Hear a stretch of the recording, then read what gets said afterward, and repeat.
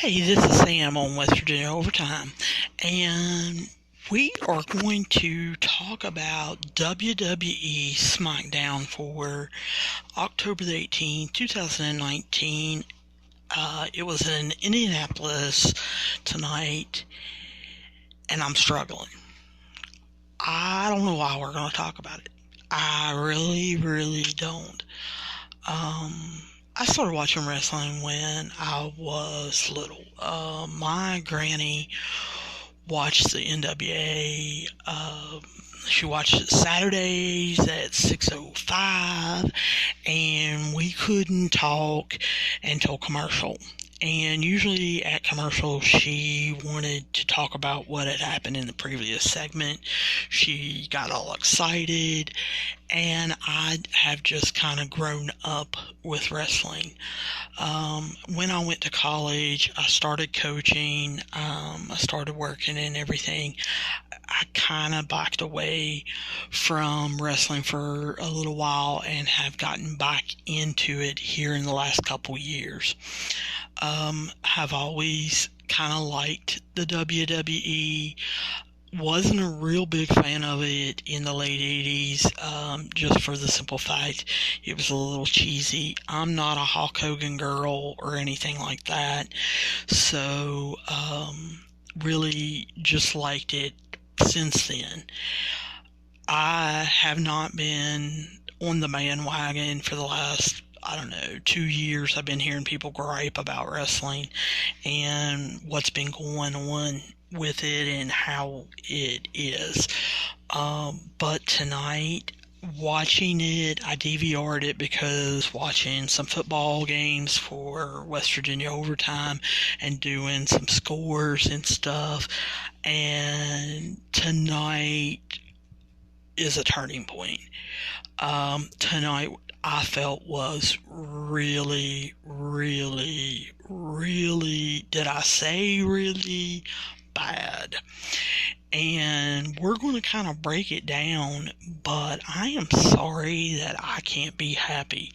If you have listened to any of the previous 6 episodes of anything, whether it be about high school sports, middle school sports, whether you listened about AWA, you listened about Disney, you listened about basketball shooting, even if you listen to the episode right before this when I was talking about high school football that just happened here on October 18th and was talking about the Marshall and WVU and Florida games, I was excited. Well, I just can't get pumped up for this podcast. I almost didn't do it.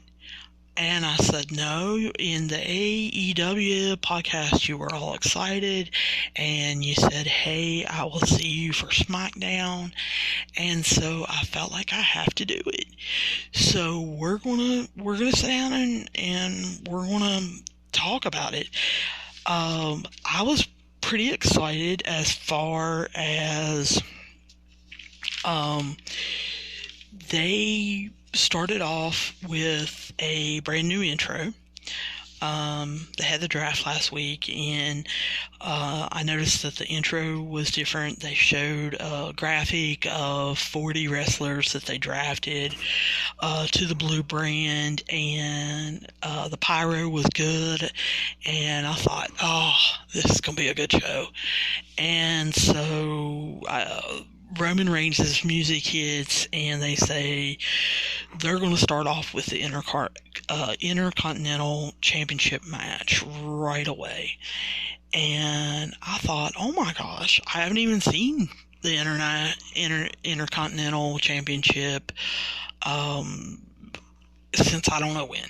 I mean, Shinsuke has been hiding, or they've been hiding him. When they bring him out, it seems like the focus is more on Sammy. And so, here I am. I'm getting bumped up. Roman comes out. Loved his pyro when he does the fist smash into the floor. They really timed that good. It looked good. Shinsuke comes out. Of course, he comes out with Sami Zayn. I enjoy Sami Zayn.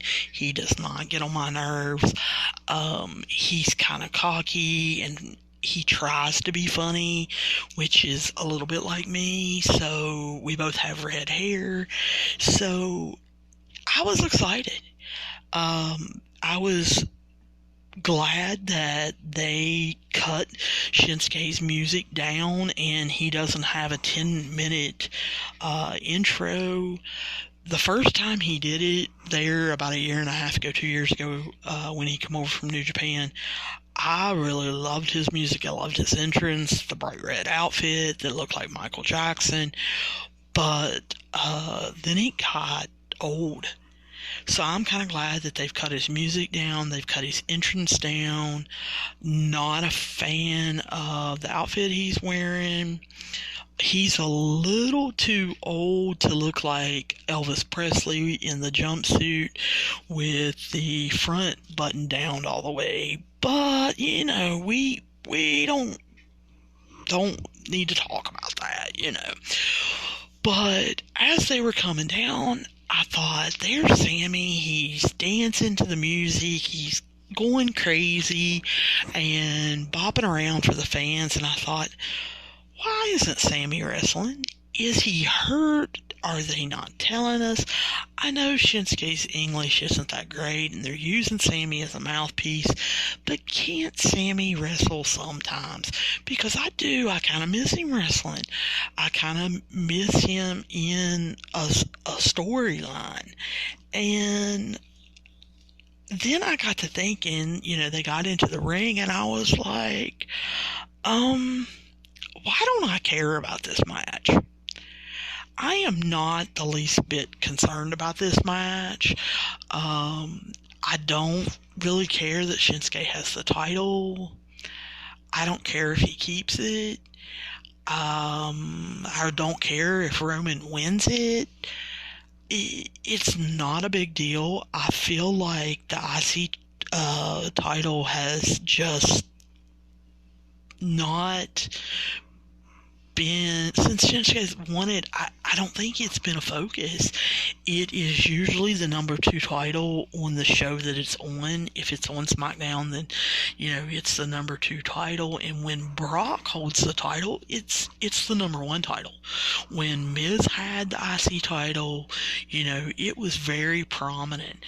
And I just feel like it's disappeared. And so I started watching the match, and I thought, what is going on? I should not have to fight myself not to fast forward this. Because that's what I wanted to do. I wanted to fast forward it. There's no storyline. I'm really sorry that Roman got picked over Shinsuke in the draft. I know that they could have picked Shinsuke and Sammy, which would have been 2. Instead, they picked 1, which would be Roman. I understand that. It's not logical to me, but I understand that. But that's not really the storyline. And come on, I don't really care. Shinsuke should be happy that he even got drafted at all, and that when he got drafted, he got put back on TV. Like I said, I haven't seen him forever. I guess has been sitting around in back in Titus Catering, or he's been doing something. I don't know. But he needs to be happy that he even got on TV. Don't be griping about where you got drafted. So I'm sitting there watching the match, and like I said, I'm trying to figure out why I should care and trying to talk myself out of fast forwarding this. I knew Sammy was somehow going to get involved. But then Baron Corbin comes in. Why? Why is Baron Corbin coming in? I'm not understanding that. I know that he got picked over in the draft, but I really don't care. The draft was about Fox taking over SmackDown. It should not really be that big of a storyline. And then Daniel Bryan's music hits. What's he coming out here for? And why is he saving Roman? I'm sitting there thinking, you know, I know they had the storyline where, you know, somebody tried to kill Roman and they thought it was Daniel Bryan and all that. But they have basically dropped that storyline and kind of settled it. So why are they continuing to have him come out and save Roman? I don't understand. The commentators weren't explaining it. And then I started thinking, why isn't Daniel Bryan fighting for this title? Why is he not in a title picture? And is he supposed to be good now? Because I thought he was an awesome heel, and then all of a sudden he kind of flipped back to a baby face, and all these thoughts were going in my head, and I kind of stopped myself and I said, I am totally confused. What are they doing? And why is Sammy, Shinsuke, Corbin, Roman, and Daniel Bryan all out here, and I don't care about really any of them, and the IC title is there, and I don't care about it. So you guys need to write me and tell me what is going on, and tell me what you think. We are at West Virginia Overtime on Facebook. We are on West Virginia Overtime on Instagram. You can tweet me at OvertimeWV. Let me know what's going on. You can email me at wvovertime@gmail.com. You can listen to this on Anchor. They have a voicemail message. You can record a comment for me. Tell me what on earth is going on. I just don't get this storyline. Is there a storyline? Are they making it up as they go? What exactly is going on? So kind of help me there. They then go to the next segment, and Kofi's there, and he's happy, and he is singing and dancing with the New Day. Now, yes, I know the New Day is all about positivity. They get on my nerves. I don't really like the New Day, but they show Kofi, and I'm thinking, you just lost in 9 seconds. Should you not be figuring out how you should not have lost? Or how about you want the title back? All of a sudden, you're a tag team now? I know Brock moved on, and he could care less about Kofi. He is, fighting Cain Velasquez now. And he could care less about Kofi. But is Kofi going back to the New Day and going to play musical chairs on who's going to tag team tonight? Is that what he's doing? The fans got on board right before WrestleMania. They threw him into the title picture because Ali got hurt, and now they're just going to stick him back in the tag team, and him and Xavier and Big E are just going to play musical chairs to see who wrestles tonight. Is that what Kofi has stooped down to? He doesn't want the title back anymore. He's not even going to try for it. This was the perfect point to show him in a segment talking to Big E and Xavier and saying, I can't believe Kane come out there. I can't believe Brock hurt Rey Mysterio, and Kane is now in the title picture. I need a rematch. How am I going to get that rematch? We need to kind of strategize. But no, they have this segment with Tucker and Otis. And I know that a lot of you think that Tucker and Otis are great. Otis, he is fantastic as far as being a big man and the stuff that he can do and be as athletic as he is. But I do not think that his immature, childish humor, I don't think that's funny. Him pouring stuff all over him and eating things that he definitely doesn't need to be eating and stuff, I just don't think that's funny. I don't get that. So this whole segment with New Day and Tucker and Otis, I just didn't get either. I felt like tonight I just didn't get the whole show. I was struggling to understand what was going on, to try to figure out storylines. I had just gotten off the high from watching AEW, and I think that you either have to show me some really, really good wrestling, you either need to get me involved in the storylines, or you need to do both. And I just felt like tonight just was not it. So let me try to get a little more positive. Let me take a drink of water and kind of walk around, and you guys listen to this, and I'll be right back. Hey everybody, I want to tell you about Anchor. It's what I'm using to make this podcast. I use it not only because it's free, but because it's easy.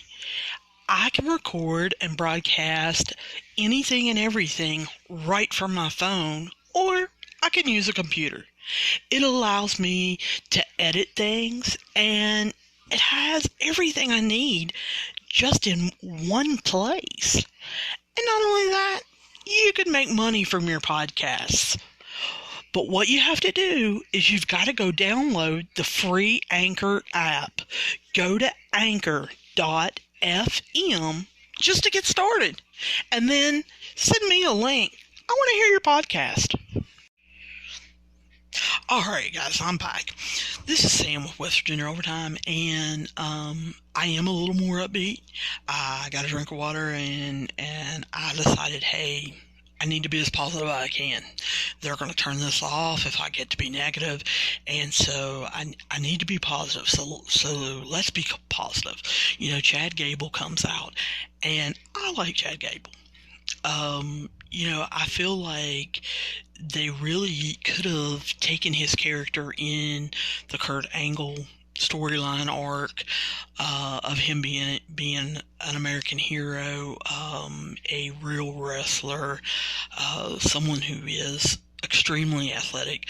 You know, Kurt is not extremely tall either, but he is fairly powerful, quick, and knew a lot of wrestling holds, and I feel like that Chad Gable is based in that manner. I also feel like Chad Gable could go either way. He could play the American hero, or he could be a really good heel. I think that he has that kind of personality, has that in him to act and be a really good heel.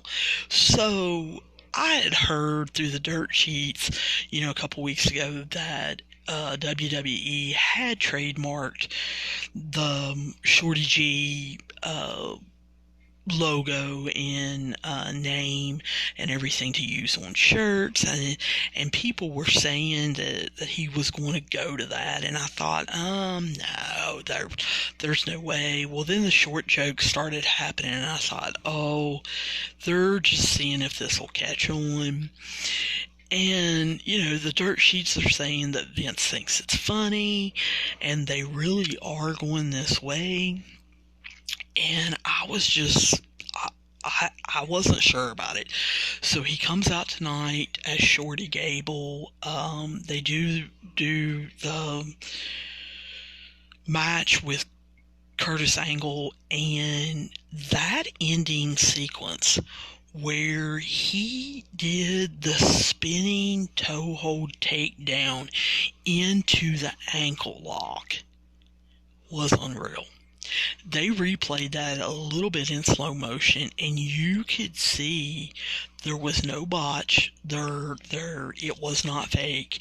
He was really moving that quickly to actually do a wrestling maneuver and get him into an ankle lock to tap out, and it was unbelievable.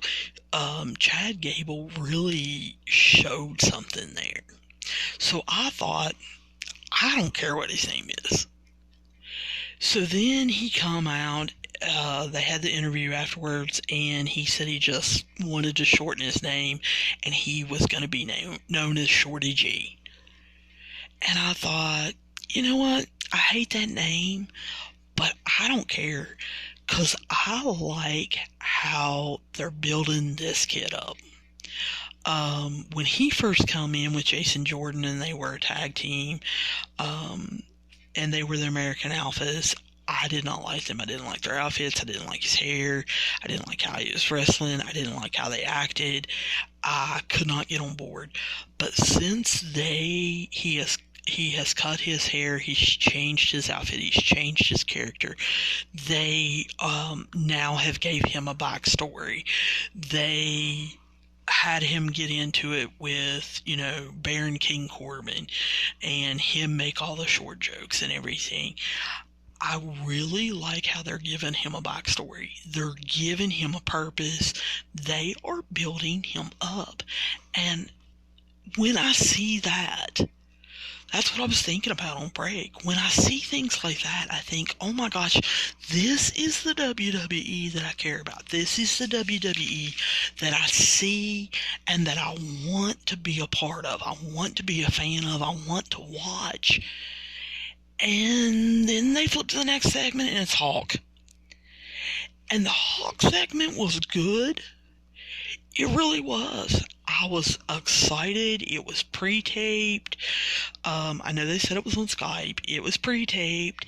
They had obviously worked with him on what to say, how to say it. Hawk always gives, good promos, and this thing with him and Ric Flair is turning out to be a pretty good storyline, and they're working it really well. I hate that WWE's ratings and the fan base and the dirt sheets and the podcast commentators like me have really put WWE down, that WWE feels like they have to bring in the old superstars like Hawk, like Ric Flair, like The Rock to get the ratings up. But then I stop myself and I say, hey, Crown Jewel's coming up on Halloween, and the Saudis want the older stars. So I really understand why Hawk and Ric Flair are involved in this. And like I said, I think it's a really good storyline. I like how he mentioned that, Seth Rollins now is being pulled and he's kind of going after the Fiend, and that there are 3 openings and they've really got to figure out who they're going to be and why and things like that. So I like this storyline. I know some people are putting it down. They don't think there needs to be a Team Hulk Hogan and a Team Ric Flair. But like I said, it's for Crown Jewel. I kind of like it. I like Randy Orton's team. I enjoy them. The people on that team, I really enjoy them, and you're going to find out as you listen to the more of these. I'm a big Randy Orton fan anyway. But anyway, they come out then with the 8-man tag. I already told you I'm not a big New Day fan, so for them to come out with Otis and Tuck, I was thinking, why didn't you make this a 10-man team or 10-man tag and let all 3 of New Day wrestle? I hate when they do that. They do 8-man tag. I know it's a way to let the crowd see more superstars. I understand that, and when I'm in the crowd, there are certain stars that I want to see, and this is a way to let the fans see them. But even when I'm in the crowd, I don't like seeing a 10-man tag. I don't like seeing an 8-man tag.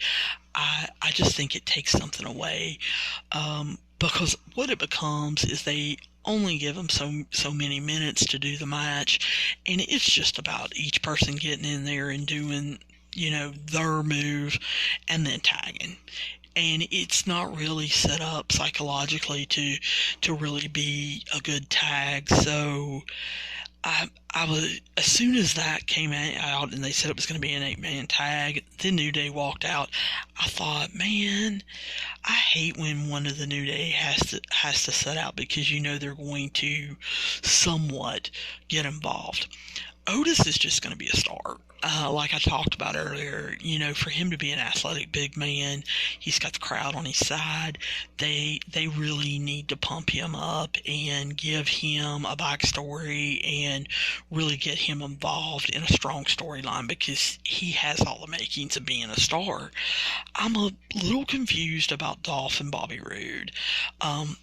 Those two can be used so much better. I think Dolph Ziggler is one of the most underrated wrestlers in any company. He is a real wrestler. He wrestled at Kent State. He actually knows his stuff and knows his moves. So I really, really think that he can be used for something way better, and I don't know what it is. I don't know if it's Dolph Ziggler. They need to find him a new character. I thought that he was going to go away and be on his comedy tour, and then they brought him back, and now they're saying he's back for good. I was kind of hoping he wasn't going to sign his new contract. He was going to go to AEW. And they could do something with him because I feel like he's got it, the makings of being somebody that they can count on to actually go from that mid card to maybe the top card level. And because he's hilarious, he really is funny. I've watched him on YouTube as far as his comedy show. He's got the makings, but he's just never quite rose up to that level where he's kind of taken over. So just really, every time I see him, I'm a little disappointed. And then I see Bobby Roode, and I think of his TNA days, and I think of the videos I saw of him when he was in NXT, and I just really feel like they're wasting him too. He's getting older, and he doesn't have a lot of time left. Everything you hear about him, he's a great person. He's a great guy. He'll do any character you want. He'll try to make it work. But when he first came in, he was on fire doing the glorious stuff, and they just didn't give him anything, and that slowly that fire just kind of burned, and it burned out, and they've tried to reinvent him, and now they stuck him with Dolph, and I just feel like both of them are just kind of wasted. And I mean, what else can you say about the Revival? The Revival are probably the best tag team WWE's got. They are unreal. So I don't even know what to say about them. Yes, you can bring up the club, and you know, Carl Anderson and Gallows are really unbelievable. If you watch their New Japan stuff on YouTube, they were doing it over there, and I would love to see Gallows and Anderson against the Revival in some big storyline that takes a couple months, that where it is one person or one team wins one match, another team, and they have to go to that third match to really decide things. I think they could do a 3 to 6 month storyline with those two teams. So I mean, what else can you say about the Revival? They're just unreal. But like I said, just didn't get into the match. I was doing some other things as far as writing up some of my notes, and just really, I just couldn't get into it. Like I said, I was thinking about all these other things, and then they start talking to Daniel Bryan, and again, I get confused because they had Roman and Shinsuke open the show, and they actually wrestled. They actually put on a match, and they came out, and then they had Daniel Bryan and Corbin and Sammy come in and interfere, and it was all to set up them to wrestle again. Well, they weren't that good to open the show. And I was really confused, and you heard it in my voice at the beginning of this podcast. And they're going to do it again? No. We don't need to do a big tag team match and to close out the show when you opened it in the beginning and no one liked it. You didn't fire the crowd up. They didn't have any heat. There were no pops for anything. So why are you closing it? You know, the rumors is that Vince is rewriting the show as it goes. Well, when that didn't go good in the beginning, Vince, you should have figured out something else to end it. So I just didn't really get that. You know, they showed the picture of the blue brand and said that Smackdown had drafted 40 people. Well, can we see some of them? Do I need to see Roman Reigns twice? Do I need to see Shinsuke Nakamura twice? I don't. Why don't you have Daniel Bryan wrestle Baron Corbin and have Daniel Bryan kind of put him over and get him some pops and make a feud with them or something. Let me see some of the 40 people you drafted. Don't use the same 5 people twice. I love The Miz. I absolutely love The Miz.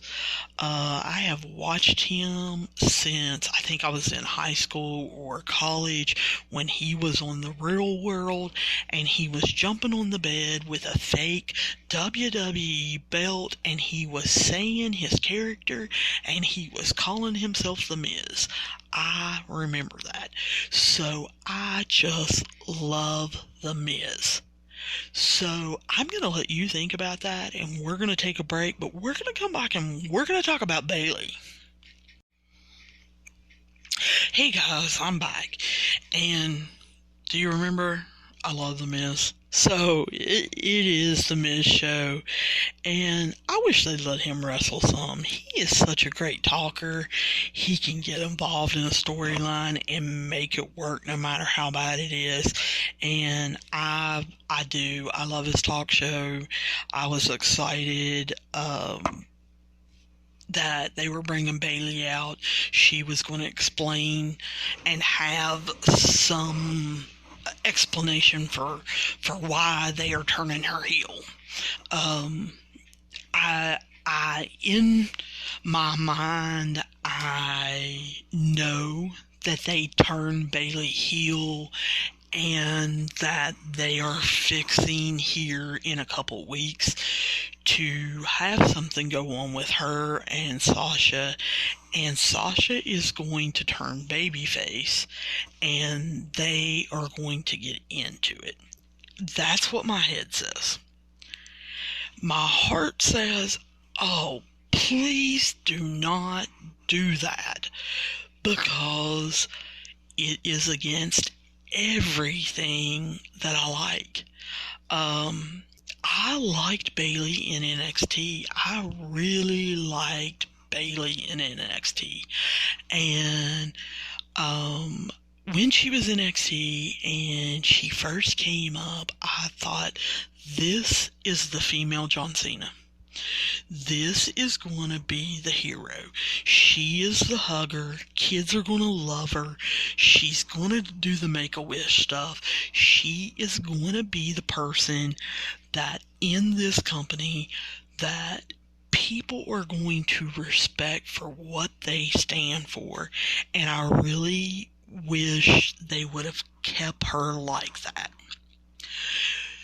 Then when you look at Sasha is a pain in the butt, and she is a perfect heel. So let her play it.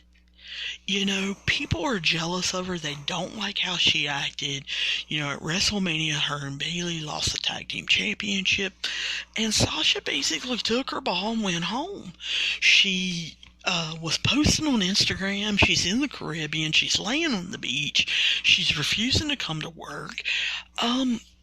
Let's get real, and when you bring her back, let's blow that out of proportion. Let's take that and exaggerate it. Let's make her the ultimate heel. Let's make her have something happen that she is upset with Bayley, and if you want them two to fight, then let Sasha be the heel, let Bayley be the hero, have Sasha make up something to be mad at Bayley about, and have them start their storyline. That's all they had to do.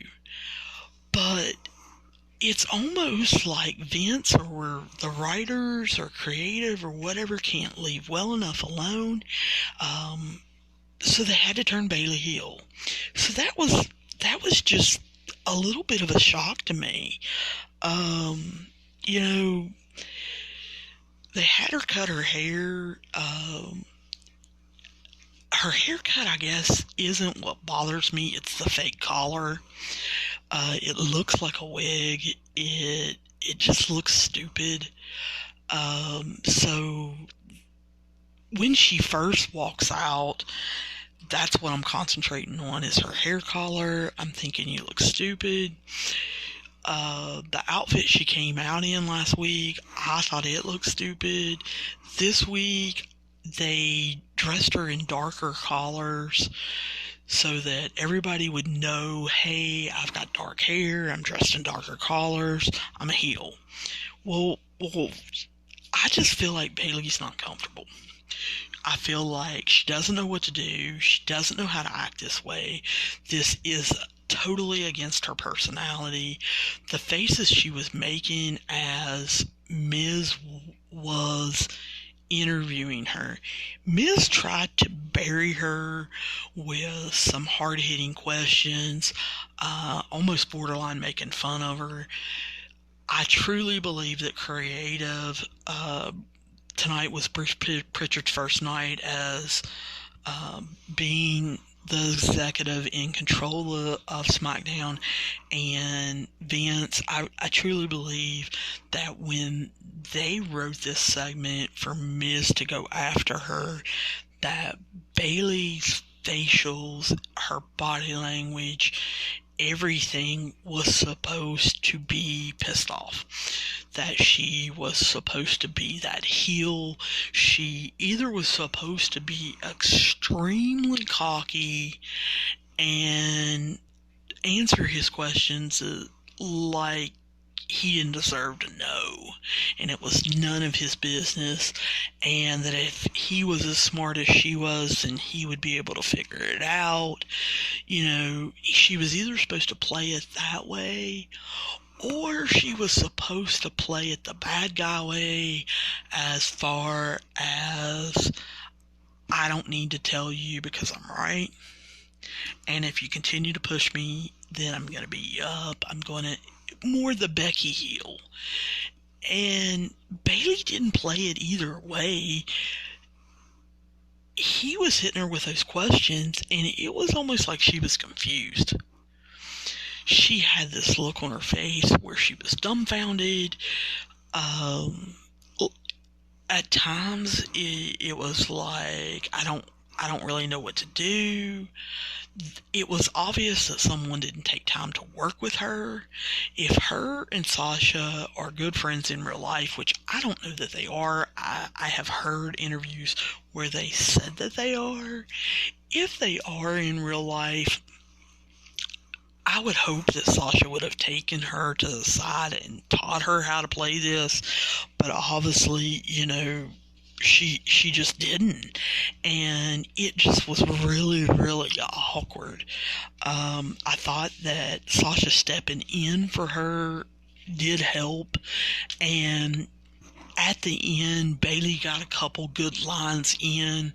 Kind of thought they were scripted and that she had memorized them, so therefore they didn't come across passionately enough, and like they were truly coming from her.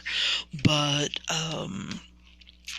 she actually got a weird look on her face because I think there was something more to the segment, because when Nikki Cross's music hit, they actually had the camera on her, and you could see a moment on Bayley's face like that music wasn't supposed to hit now.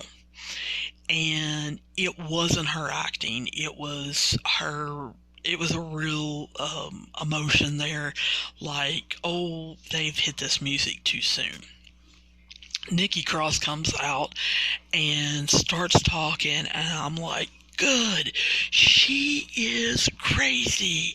Let her have a field day with this. Well, they've slowly been changing the Nikki Cross character, and I just wish they'd let her go psycho. Just let her be crazy, because that's what she wants to be. Let her be that character, and don't let her kind of be logical, because that character's not supposed to be logical. That character was biting the ring ropes and the ring apron and rolling around in the floor when it first came up. So don't make her logical now. And then they have the nerve, get this, to have a 6-pack challenge. Well, I feel the same way about a 6-pack challenge as I do an 8-man tag. I think it's worthless. It was stupid. Our fire and desire, Mandy Rose and Sonya Deville, are they a tag team or are they not?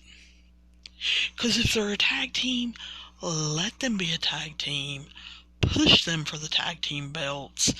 Let them really work on being a tag team, getting some tag team moves together, using the psychology of a tag team. Quit putting them in the single stuff. If you don't want them to be a tag team, let's get them broken up, or let them sacrifice for one and have somebody go after the singles thing. Just let them be, because I think Sonya Deville is unbelievable. She needs to be a evil heel. She has that look. She has that attitude. She is from MMA. Let her be a kicking butt and taking names heel. Just let her go. I was hoping Ronda Rousey would come in and be that way, that cocky, evil heel. And no, they decided that Ronda was popular, so they wanted to make her a babyface. And that's against Ronda's personality. Ronda is not that nice of a person in real life. So let Sonya be that person. And they don't want to. They want to stick her with Mandy Rose. Well, that's great. Bring up Shayna Baszler and let her be the evil heel. But the women's division needs an evil heel so that the baby faces can be truly baby faces and you can get storylines working. This, having everybody kind of be medium and not going to the extreme, is not allowing the women's division to grow and to get the audience involved and get them to root for somebody, to root against somebody. It makes me almost want the Bellas to come back. You know, I love the Bellas because fans, the Bella Army, of course, absolutely loved them, but most fans hated them and said they can't wrestle, and they wanted to boo them and everything else. Well, at least they felt one way or another. Dana Brooke comes out and no one could give a crap less about her. So,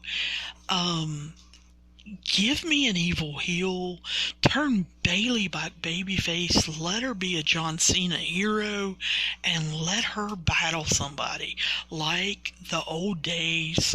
Yeah, 2 years ago, when Becky was a fan favorite and Charlotte was the evil heel. You've got to let the women's division have some baby faces and have some heels, not this middle of the road stuff. Drew Gulak and Braun came out, and I don't even have any comments on that. I don't even know what to say.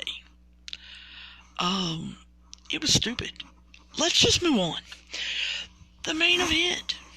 The main event come out, and like I said, it was the beginning of the show all over. Only it didn't start out 1-on-1. It was a disaster. I don't understand why they did it. I don't know where they're going to go with it. I don't know that I care where they're going to go with it. So I don't even want to talk about it yet. Let's talk about some backstage stuff. Let's talk about what you guys think. What is going on? I want you guys to hit me up. I want you to write me. I want you to hit me up with a voicemail on Anchor on this podcast. I want you to let me know what you guys are thinking. Is Vince too old? Is he just not with it anymore? He's in his 70s now, and is he just not understanding how things are? I mean, he invented some of this stuff. It should be second old hat to him. So why is he playing this? I don't understand. You just got billions of dollars from Fox to make this happen. You've got AEW climbing. They're not anywhere close to you because they're just starting out, but they've got this groundswell coming. Is Vince too old to realize this and to fight him off? Where's Triple H? Triple H has been doing a number down there in NXT for 5, 6, 7 years, and he turned NXT around. And where's he at? Why can't he help and get this stuff righted and do some of the stuff on the main roster that he's been doing in NXT? I mean, stuff that he's been doing down there with Johnny Gargano and Tommaso Ciampa, I mean, has been unreal. I look for some great stuff on NXT with Finn Balor coming back down there. So can Triple H save this? They fired Eric Bischoff this week on Tuesday. I feel like he wasn't given a chance. Was he set up? Did they hire him just to be a fall guy? I mean, that's what some of the dirt sheets are saying. If you read him, they're saying that they knew he wasn't going to work out, that he was a name they just stuck in there to get Fox kind of on board with this.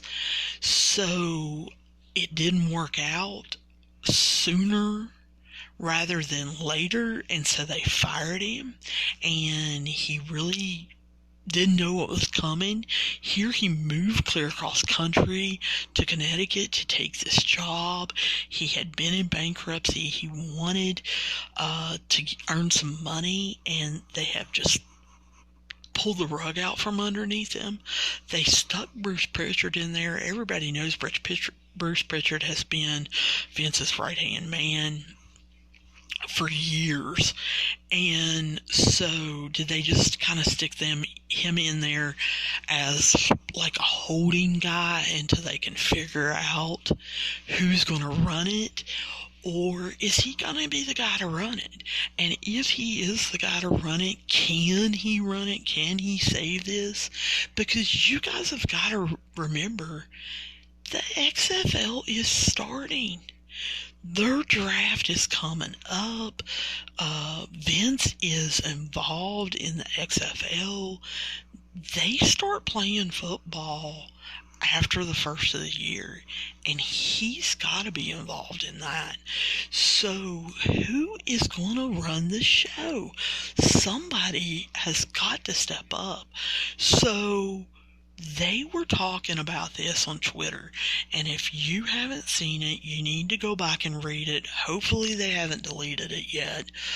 But Bruce Mitchell and Matt Coon were getting on each other's nerves, basically, and it started out as a discussion, but it turned into an argument real quick on Twitter. Of course, Bruce Mitchell was throwing Vince Russo in Matt Coon's face because Matt Coon was doing the podcast with Vince Russo and has broken away. If you want to listen to a really, really good podcast, you need to listen to Total Engagement with Matt Coon. Total Engagement is a must podcast. It's daily. Most days he does 15 to 20 minutes, but on Saturdays he does Crimes of Wrestling, where he talks about different incidents that have happened in the past that were crimes that wrestlers committed or were involved in. It's an excellent podcast. But if you're on Twitter, go look up Matt Coon, look up Bruce Mitchell, look at that discussion that turned into an argument on Twitter. It was interesting. I want to know what you guys think. Who's going to save the day? Was Eric Bischoff a fall guy? Is Bruce Pritchard just a holding place? Who's going to come in and save this? What's Vince going to do with the XFL? Did you think tonight's show was good, or did you think it was a disaster like I did? You need to let me know. You need to write me, hit me up on WWE Overtime, on Twitter, on Instagram, on Facebook. On Twitter, I am Overtime WV. Email me. I'm wvovertime@gmail.com. Let me know what you guys think, and I will see you guys real soon. We will be talking. If we don't talk sometime this weekend, we will definitely talk after Raw. But I look forward to seeing you soon.